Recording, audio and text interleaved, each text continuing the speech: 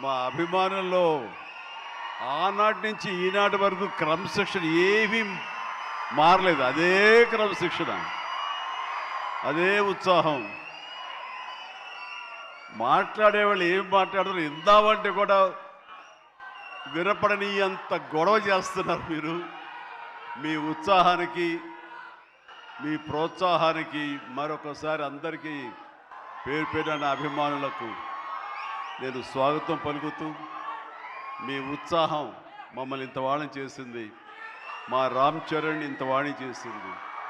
So ముఖ్యంగా మీ అందరికీ నా స్వాగతం పలుకుతూ, ఈ రోజున ఇక్కడికి నేను ఒక అతిథిగా వచ్చిన, ముఖ్యంగా ఒక సీనియర్ నటుడిగా, ఈ సినిమా మీద ప్యాషన్ ఉన్నటువంటి ఒక వ్యక్తిగా, ఈ రోజున ఈ సినిమా ఇంత పెద్ద హిట్ చేసినందుకు ప్రతి ఒక్కరికి యూనిట్తో పాటు నేను కూడా ధన్యవాదాలు తెలియజెప్పాలని వచ్చాను. ఇలాంటి సినిమాలు రావాలి, పరిశ్రమ సుభిక్షంగా ఉండాలి, కళకళలాడుతూ ఉండాలి. దానికోసం ఈ సినిమాని ఇంత పెద్ద హిట్ చేసినటువంటి ఈ సినిమా ఇంత విజయం సాధించినందుకు దోహదపడినటువంటి ప్రతి ఒక్కళ్ళకి నేను కూడా బాధ్యతగా నా హృదయపూర్వక ధన్యవాదాలు చెప్పుకోవాల్సిన సమయం ఇది. అండ్ ఈ రోజున ముఖ్యంగా చెప్పాల్సి వస్తే, నేను ఈ సినిమా చూసినప్పుడు ఒక భావోద్వేగానికి లోనయ్యాను. చాలా అరుదైన సినిమాలు కొన్ని ఆ రకమైన ఫీలింగ్ ఇస్తాయి. ఆ సినిమాలో నేను ఒక క్యారెక్టర్ని, ఒక ట్రైబల్స్ యొక్క జీవన విధానాన్ని, వాళ్ళ ఆవేదాన్ని, వాళ్ళ బాధని, వాళ్ళ పోరాటాన్ని ఇన్ని చూడగలిగానే తప్ప ఇదో సినిమా బాగా చేశారు, బాగా యాక్ట్ చేశారు, అద్భుతంగా చిత్రీకరించారు డైరెక్టరు, ప్రొడ్యూసర్ బాగా రిచ్గా చేశాడు అన్న భావం పోయింది. కేవలం ఒక ట్రాన్స్లోకి వెళ్ళినటువంటి భావం కలిగింది. ఎన్నో చోట్ల నేను కూడా క్యారెక్టర్తో పాటు క్యారియర్ అయిపోయి ఒక ఉద్వేగానికి లోనయ్యాను. వాళ్ళతో క్యారెక్టర్తో పాటు నేను ఆ బాధను అనుభవించాను. వాళ్ళ పోరాటంలో నేను ఒకనయ్యి ఈ సినిమాలో ట్రావెల్ చేశాను చూస్తున్నంతసేపు. అంటే ఇంత పవర్ఫుల్ సబ్జెక్ట్, ఇంత ఎమోషనల్ సబ్జెక్ట్, ఇంత మోటివేషనల్ సబ్జెక్ట్, ఇంత ఇంటెన్సిటీ ఉన్న సబ్జెక్ట్ని ఎన్నుకొని దాన్ని చరణ్కి తను న్యాయం చేస్తాడని నమ్మినటువంటి వ్యక్తిగా, డైరెక్టర్గా మొట్టమొదటిగా నేను బుచ్చిబాబుని మనస్ఫూర్తిగా సభాముఖంగా నేను నా హృదయపూర్వక అభినందనలు తెలియజేస్తున్నాను. ముఖ్యంగా గాడ్ బ్లెస్. తను విలేజ్లో పెరిగిన వ్యక్తి, విలేజ్లో వాళ్ళ మనస్తత్వాలు తెలిసిన మనిషి. అందుకని ఈ కథ ఒక మట్టి కథ, మట్టి మనుషుల కథ.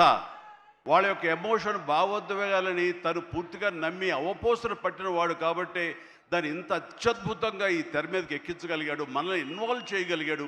అందులో నాలాంటి వాడు సైతం సినిమాని డిసెక్ట్ చేస్తూ చూస్తుంటారే ఆ భావం పోయింది. సినిమాలు ఇన్వాల్వ్ అయిపోయాను అనమాట. దానికి ప్రధానంగా దీన్ని ఆ ట్రావెల్ చేయడానికి దోహదపడడానికి ఒక గట్స్ కావాలి, ఒక కన్విక్షన్ కావాలి. దానికోసం మన అన్ని రకాలుగా ఈ సినిమాకి న్యాయం చేస్తుంటే కథకుడుగా అవని, డైరెక్టర్గా కానీ బుచ్చిబాబు 100% న్యాయం చేశాడు. అండ్ ఇలాంటి బుచ్చిబాబు లాంటి శిష్యుల్ని చేరదీసి వాళ్ళలో ఉండేటటువంటి టాలెంట్ని సానబట్టి ఈ సానా బుచ్చిబాబుని మన అందరికీ గిఫ్ట్గా వదిలిన మా సుకుమార్ మాస్టర్ గారిని మనస్ఫూర్తిగా నేను అభినందించకుండా ఉండలేకపోతున్నాను. నిజంగా ఇలాంటి మట్టిలో మాణిక్యాల్ని వెలికి తీసేటువంటి ఒక దార్శనికుడు, ఒక ఫ్యూచర్లో ఇలాంటి వాళ్ళు ఇండస్ట్రీకి రావాలి అంటూ అలాంటి వాళ్ళకి అవకాశం కల్పించేటువంటి సుకుమార్ని నేను ఈ సందర్భంగా మనస్ఫూర్తిగా నేను అభినందించాల్సింది ఉంది. Thank you Sukumar. అలాంటి శిష్యులు మాకు అప్పగా ఇండస్ట్రీకి అవసరం. అండ్ ఇక ఈ సినిమాలో ప్రధానంగా ఇలాంటి సినిమాలు చిత్రీకరించాలంటే కనుక ఎంత డబ్బు అవుతుంది, ఏంటి బడ్జెట్ ఎంత, ఏంటి, దేనికి నెరవకుండా ఒక సినిమా తీయాలి.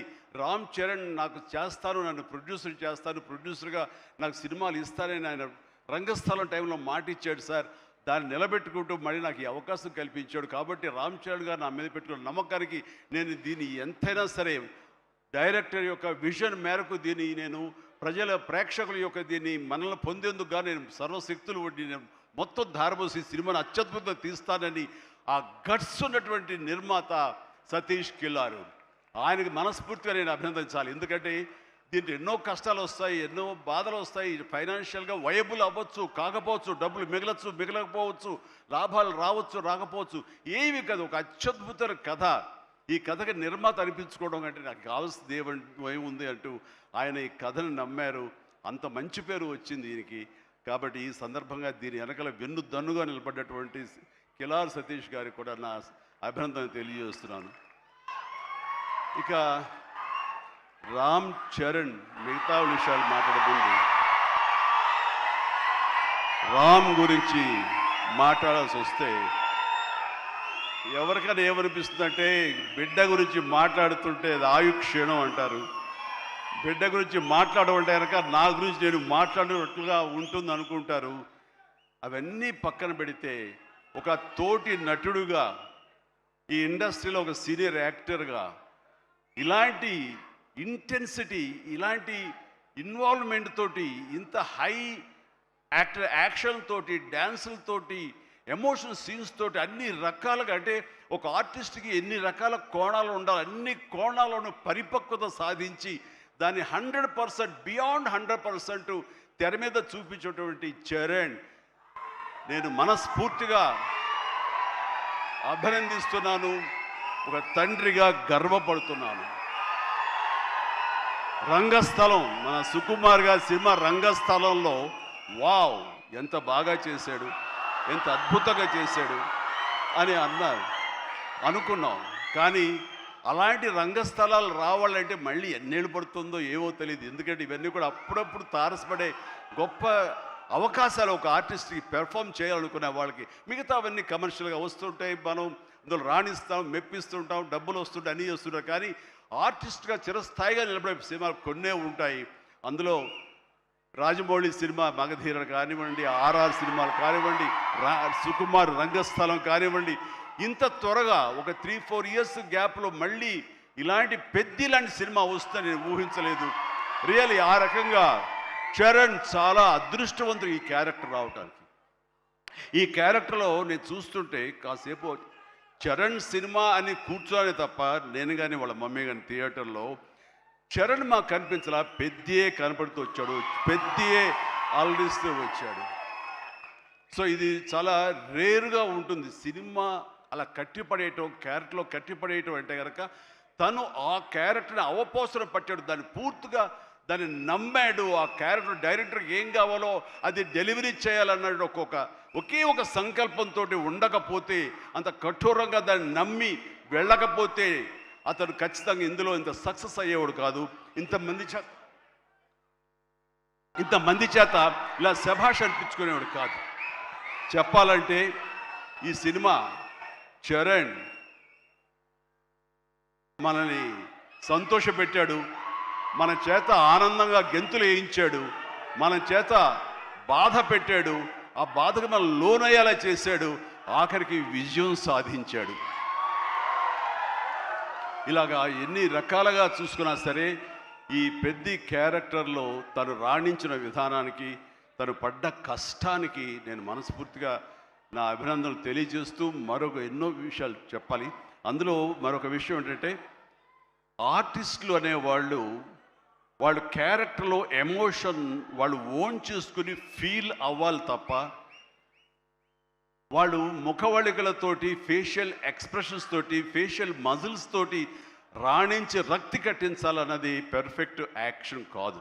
చాలామంది గొప్ప యాక్టర్లు ఉంటారు, వాళ్ళందరూ కూడా వాళ్ళు తెర మీద బాధపడుతూ మనల్ని బాధ పెడతారు. కానీ లోపల ఉన్న ఫీల్ని వాళ్ళు ఫీల్ అవుతూ తన మనసు లోపల అంతర్గతంగా ఏమి ఫీల్ అవుతాడో దాని కళ్ళ ద్వారా మాత్రమే చూపిస్తూ మనల్ని కంటదరి పెట్టించే విధంగా చేశాడే, అది పరిపూర్ణమైనటువంటి నటన, పరిపక్వత ఉన్నటువంటి నటన.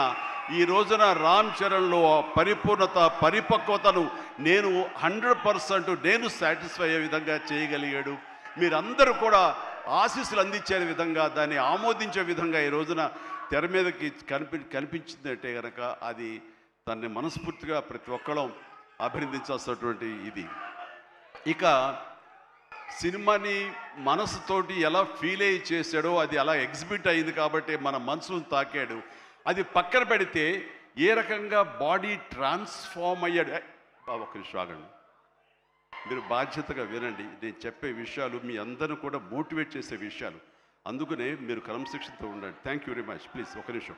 మీరు ప్రతి వాళ్ళకి ఒక ధ్యేయం ఉండాలి. ఆ ధ్యేయంని మనం ఓన్ చేసుకోవాలి. ఆ గోల్ వైపు వెళ్ళేందుకు ఫిజికల్ కష్టం అయినా సరే ఎలా పడాలంటాలో, ఈ రోజున ఒక స్టార్ కొడుకు గోల్డెన్ స్పూన్తో పుట్టాడు.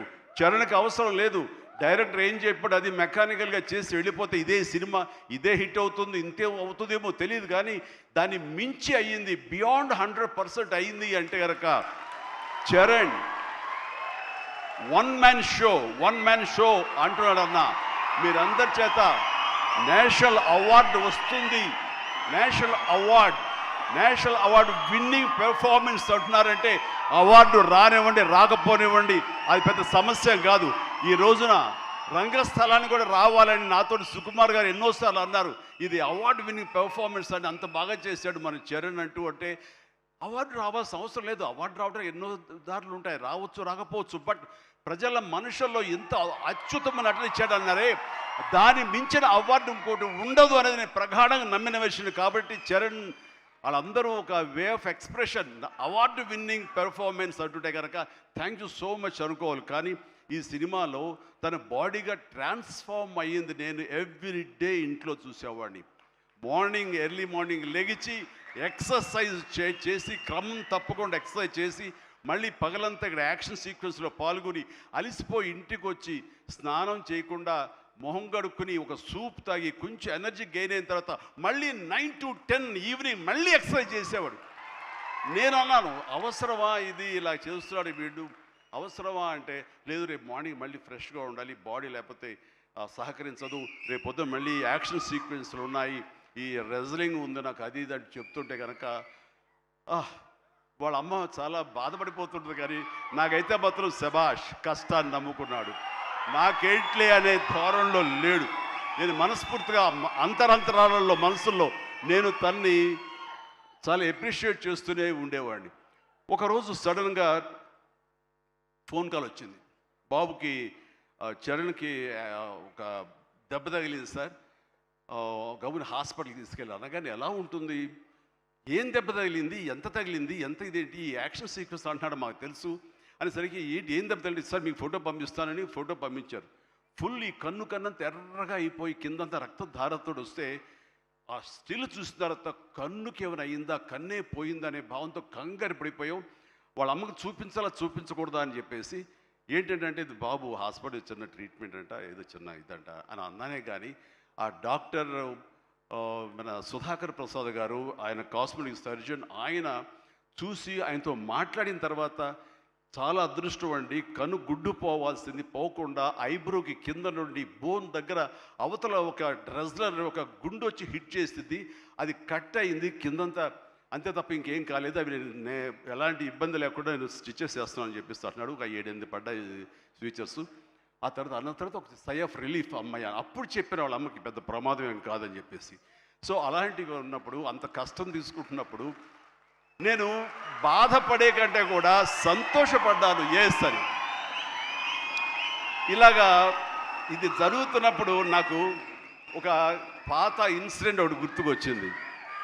గూండా సినిమా, అది 1983 ఎండ్లో అనుకుంటా, బహుశా నాకు ఇంకా అప్పుడు చరణ్ పుట్టలేదు, మరి కడుపులో పడ్డాడేమో తెలియదు నాకు, ఆ సినిమా టైమింగ్ అది తెలీదు. ఆ సినిమాలో ఒక ట్రైన్ కింద నేను హ్యాంగ్ అవుతూ ఆ రాడ్డు పట్టుకుని క్రాల్ అవుతూ పాకుతూ వెళుతూ ఉంటే, రన్నింగ్ ట్రైన్లో ఒక 30-35 కిలోమీటర్ స్పీడ్లో వెళ్తుంటే కెమెరాలు 4 పక్కల ఫిక్స్ చేసేసారు.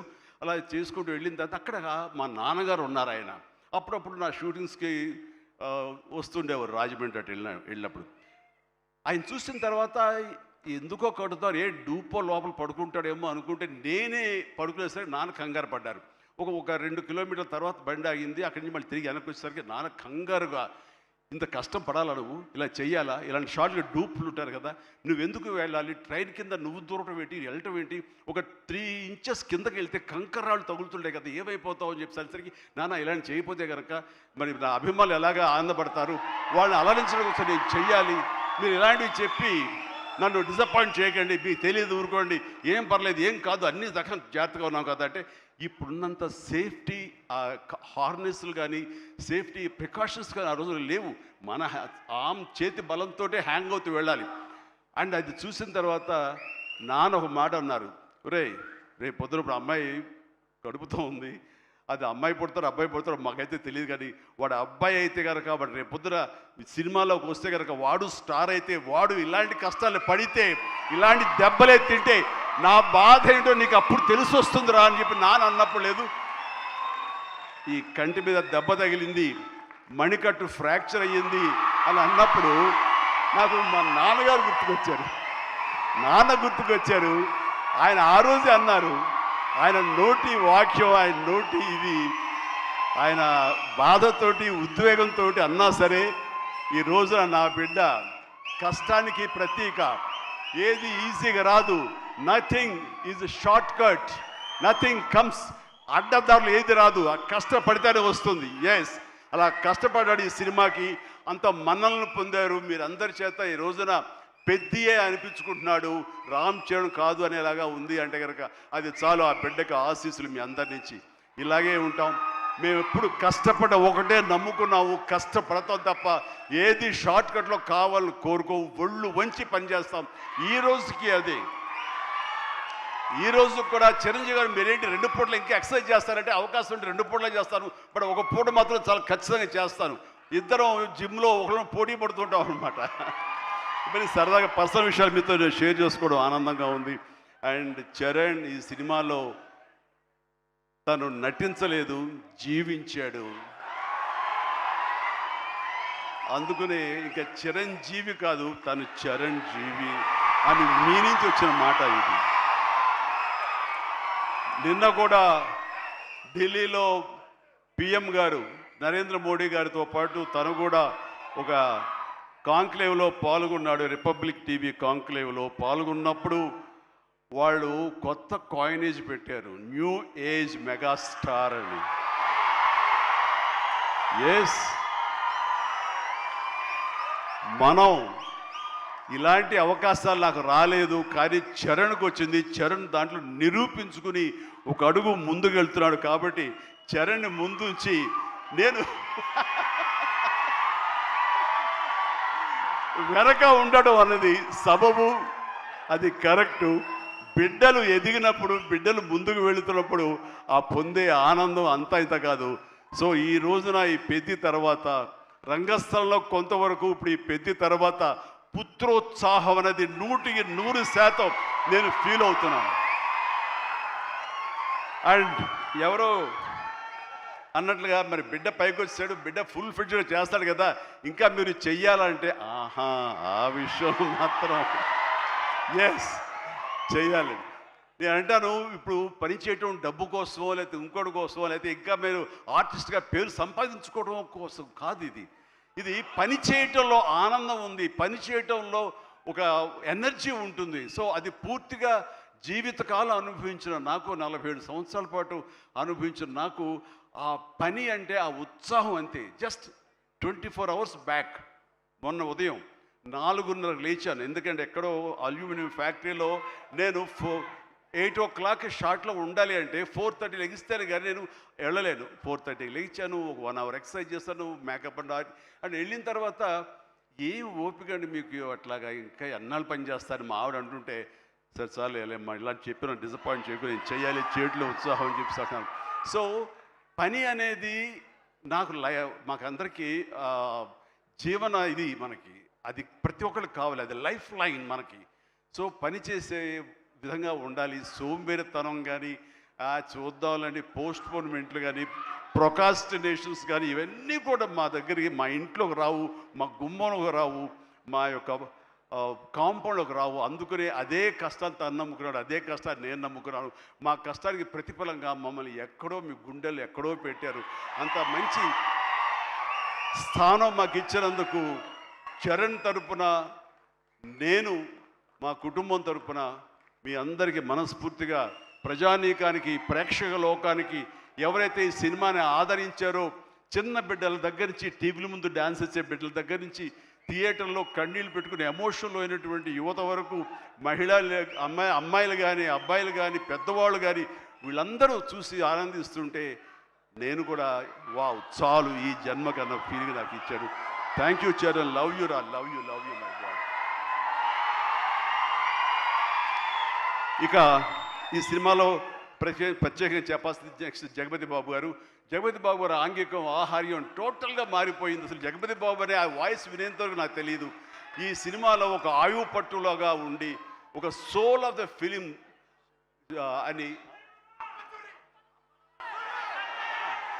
చేసి తను పెర్ఫార్మెన్స్ తోటి ఆ సినిమా హీరోని, ఎవరైతే పెద్దని మోటివేట్ చేసే విధంగా ఆ క్యారెక్టర్ కన్సీవ్ చేయటం కానీ, ఆ క్యారెక్టర్ని తీర్చిదిద్దిన తీరు కానీ చాలా అద్భుతం. అలాగే ఒక హుందాతనంతో శివరాజ్ కుమార్ ఎందుకు పెట్టారా, ఏముంటుందో అనుకుంటే కనుక, చరణ్ లాంటి ఆర్టిస్ట్ని మీద అజమాయిషీ చేసేవాడు ఎవరైనా ఉండాలి అంటే వాడికి ఒక స్టామినా ఉండాలి, ఒక స్ట్రెంగ్త్ ఉండాలి, ఒక ఇమేజ్ ఉండాలి. అందుకనే శివరాజ్ కుమార్ నాకు సోదరుడు సమానం. తను తీసుకుని ఈ సినిమాలో హుందాతనంతో డిగ్నిఫైడ్గా తను చేసి ఈ క్యారెక్టర్కు నిండుదనం తీసుకొచ్చాడు. అలాగే తన అందచందాలతో ఆనాడు మా శ్రీదేవి తనయ జాహ్నవి కపూర్ తన అందాలతోటి, సాంగ్స్ తోటి అమ్మాయి అలరించింది. అండ్ దాని తర్వాత ప్రతి నటులకు పేరు పేరున నా హృదయపూర్వక అభినందనలు తెలియజేస్తున్నాను. తర్వాత ప్రధానంగా ఇక టెక్నీషియన్స్కి వస్తే కనుక రెహమాన్ గారికి ప్రథమ తాంబూలం ఇవ్వాలి.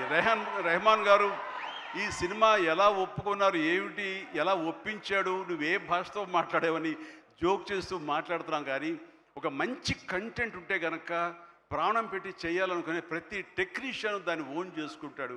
ఆ రకంగా ఈ కథని పెద్దని ఓన్ చేసుకుని దానికి ప్రాణ ప్రతిష్ఠ చేసినటువంటి రెహమాన్, దాని సాంగ్స్ ఇచ్చి మేము అందరి చేత ఉత్సాహంగా కేరింతలు పెట్టే విధంగా, ఉత్సాహం డ్యాన్స్ ఇచ్చే విధంగా చేసినటువంటి రెహమాన్ గారికి కూడా సభాముఖంగా నా హృదయపూర్వక అభినందనలు తెలియజేస్తున్నాను. అండ్ ర్యాండీ రత్నవేలు గారు మాకు మన సినిమాలు పనిచేశారు, మా 150కి. అలాగే చరణ్తో కూడా కపుల్ ఆఫ్ మూవీస్ చేశారు. ఆయన టోటల్గా ఇంకొక పెద్ద లోకాన్ని చూపించాడు. ఆయన పెద్ద లోకాన్ని అంటే ఎక్కడ కూడా అది మన హైదరాబాద్ పరిసర ప్రాంతాల్లోనూ మహా అయితే కొంచెం శ్రీలంక దాకా వెళ్ళారు. శ్రీలంకలో ఎక్కడ చేశారు. కానీ అది టోటల్గా గతంలో ఎప్పుడు చూడని విజువల్స్, ఆ రకంగా విజువల్ వండర్ క్రియేట్ చేసిన రత్నవేలును కూడా మనస్ఫూర్తిగా నేను అభినందిస్తాను. అలాగే ఆర్ట్ డైరెక్టర్స్ కానివ్వండి, ప్రొడక్షన్ మన నూలి ఎడిటర్ నవీన్ నూలి గారు కానీ, ఇలా ప్రతి ఒక్కరు కూడా పూర్తిగా ఇన్వాల్వ్ అయ్యి వాళ్ళ శాఖలో న్యాయం చేస్తూ టోటల్గా కాంప్రహెన్సివ్గా ఈ సినిమాకి మరో లెవెల్కి వెళ్ళడానికి దోహదపడ్డారు. వీళ్ళందరికీ కూడా మనస్ఫూర్తిగా అభినందిస్తూ, సతీష్ గారు ఇలాంటి సినిమాలు మీరు చేయండి. అండ్ ఈ సినిమాలు డెఫినెట్గా ఆదరిస్తారు ఒక న్యూ వేవ్ థాట్ తోటి. అండ్ బుచ్చి మళ్ళీ ఒకసారి చెప్తున్నాను, ఇలాంటి అవకాశాలు, ఇలాంటి థాట్స్ వస్తే మాత్రం డెఫినెట్గా నువ్వు చేయాలి మీ గురువుగారు ఆశీస్సులతోటి. అండ్ మనస్ఫూర్తిగా అభినందిస్తూ నాకు ఈ అవకాశం ఇచ్చినందుకు thank you so much. Thank you and excellent. Bye everyone, good night and take care. జాగ్రత్తగా వెళ్ళండి. అమ్మా నాన్నలు మీకోసం ఎదురు చూస్తుంటారు. సంతోషంగా ఇంటికి వెళ్ళండి. Bye, good night.